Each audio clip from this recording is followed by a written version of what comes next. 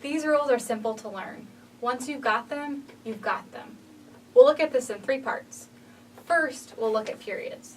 Then, we'll take on exclamation marks and question marks. And afterward, we'll finish with commas. The University of Florida's University Writing Studio, a service provided by the University Writing Program, presents The Gator Writing Video Series, Grammar Assessment through Online Resources.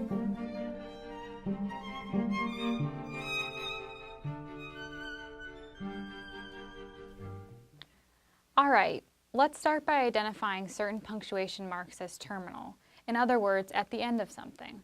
We all know what terminal punctuation marks are: exclamation marks, question marks, and periods. Okay, now here's part 1 of 3. We're always going to put periods inside of quotation marks. Here's an example from a professor I know who's particularly irritated by this. He called you a horse-faced goon. A correct rendering of this rule: the period, our terminal punctuation, is inside of the quotation marks.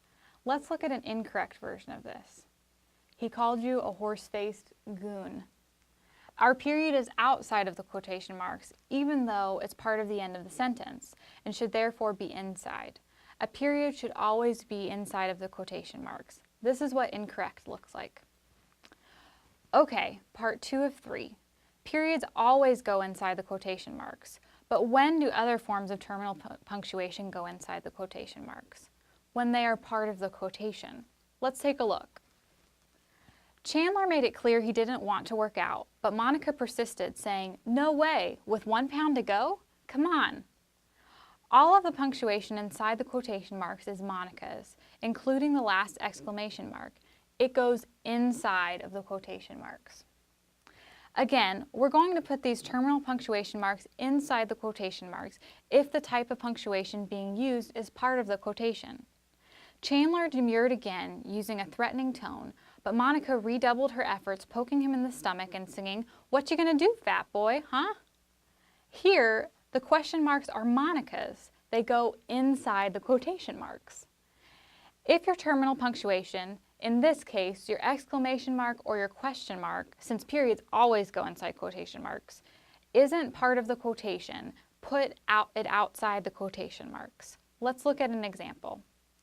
Did he really call you a horse-faced goon?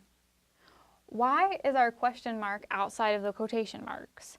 It's because the question being asked isn't part of the quote. In this case, putting the question mark inside the quotation marks wouldn't really make sense.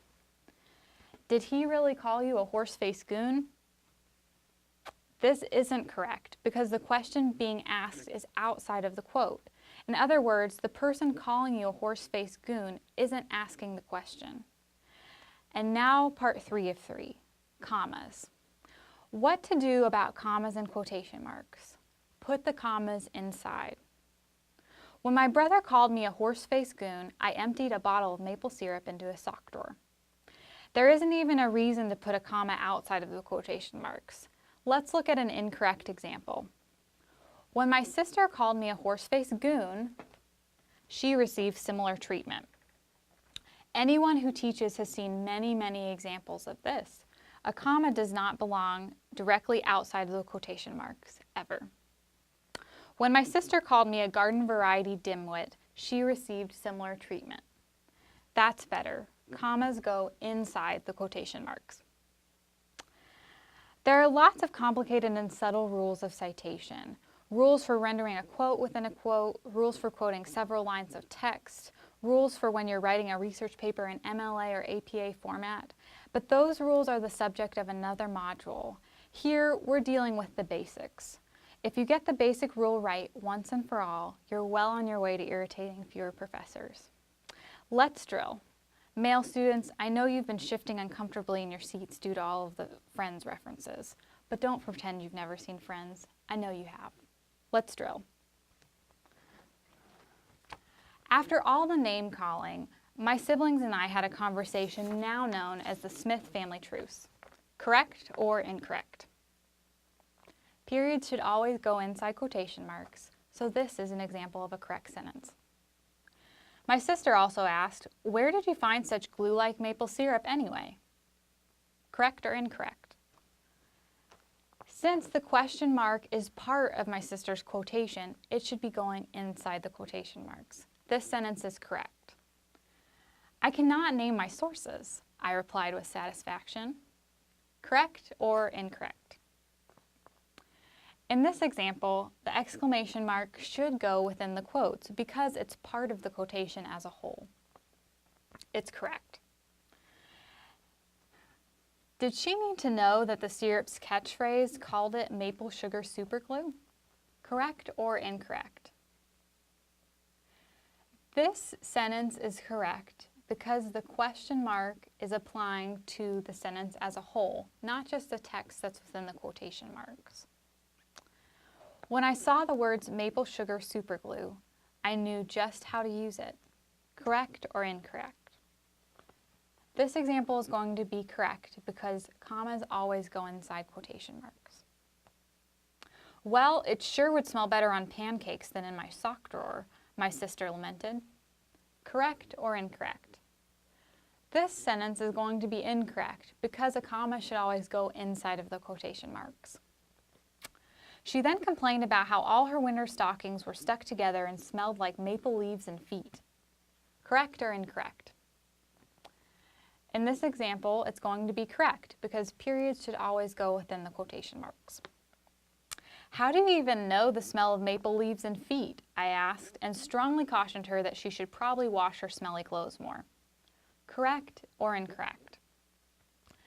This sentence is actually going to be incorrect because the question mark should be within the quotation marks. It's applying to the quotation as a whole rather than the sentence as a whole. My sister declared the truce void after my offensive recommendation.